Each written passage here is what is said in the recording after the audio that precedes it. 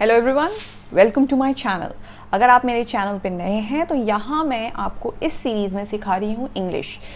Hello everyone, welcome to my channel. If you are new to my channel, I teach English in this learn English series with me.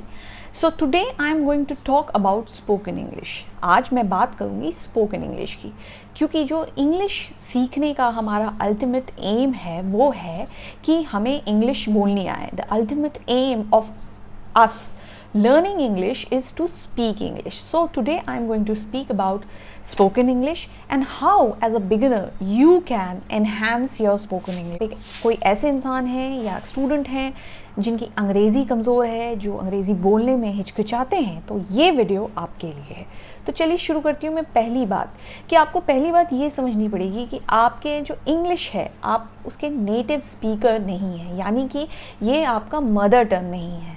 So the first thing which you have to understand is that English is not your mother tongue. You are not a native speaker. तो इसलिए आपके लिए एक ये foreign language है. This is a foreign language for you. So it is going to be difficult to learn. तो ये आपको सीखने में दिक्कत इसलिए आती है क्योंकि ये आपका मदर टंग नहीं है, ये आप इसके नेटिव स्पीकर नहीं हैं. You don't speak English as your mother tongue. तो सबसे पहली चीज़ आपको ये एक्सेप्ट करना पड़ेगा कि आप एक नेटिव इंग्लिश स्पीकर नहीं हैं. नई लैंग्वेज सीखने के लिए उसके पहले कुछ वर्ड्स सीखने पड़ते हैं, तो इंग्लिश सीखने के लिए भी आपको वर्ड्स सीखना पड़ेगा. So to learn any new language first you need to know some words, so you have to learn new words in English. तो आप अंग्रेज़ी के शब्द कैसे सीखें, तो मैं आपको रेकमेंड करती हूँ एक बुक, वर्ड्स आर इम्पॉर्टेंट.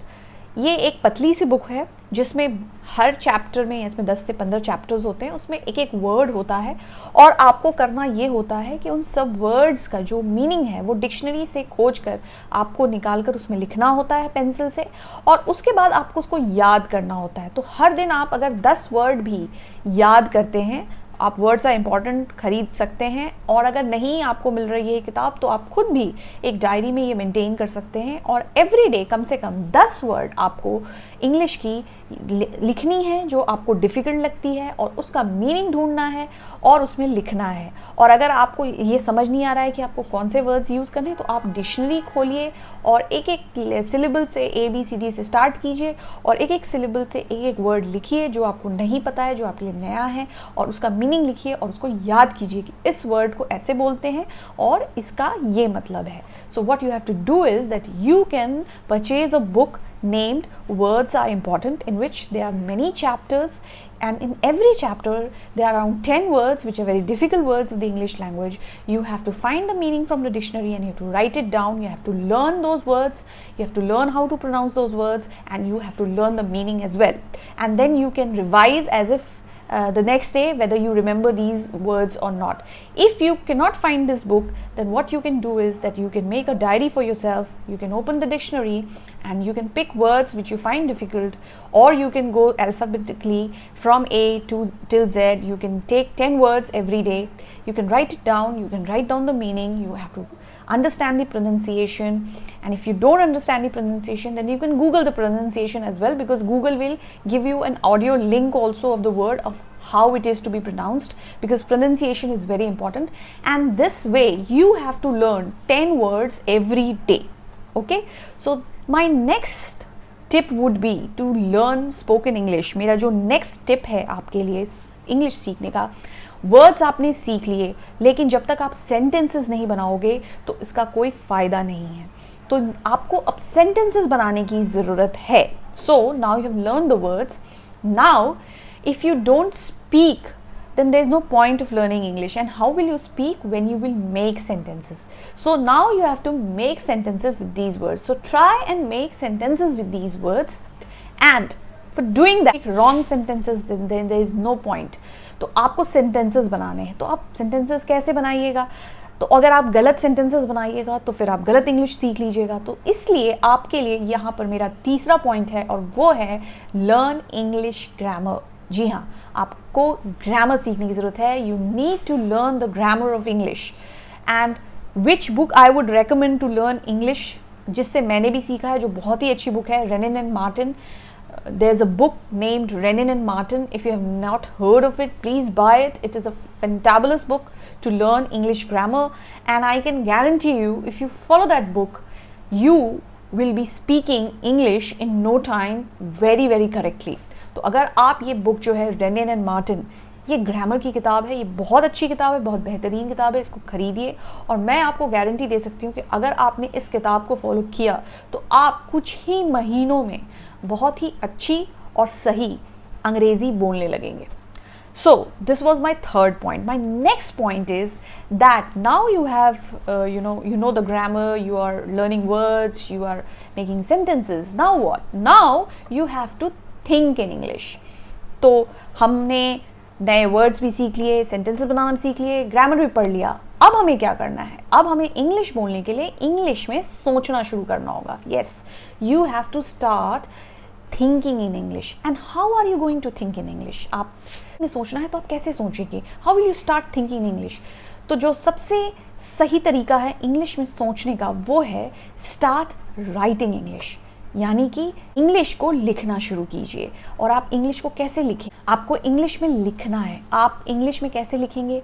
आप एक डायरी ले सकते हैं, आप अपने रोज की जो रोजमर्रा की जिंदगी लिख सकते हैं, या आप कोई कहानी लिख सकते हैं, या आप कोई पोएम लिख सकते हैं। So what you can do is you can maintain a journal, you can write your day-to-day activities in the diary, or you can write a story, or you can write a poem, because all these things will force you to think in English.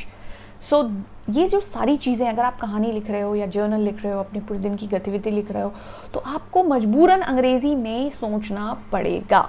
चलिए, जो मेरा next point है वो है that writing newspaper आता है या कोई जो बुक है उसको जो इंग्लिश में है उसको आप ज़ोर ज़ोर से पढ़िए, क्योंकि इंग्लिश लिखने और ये समझने के साथ साथ इंग्लिश को सुनना भी बहुत ज़रूरी है।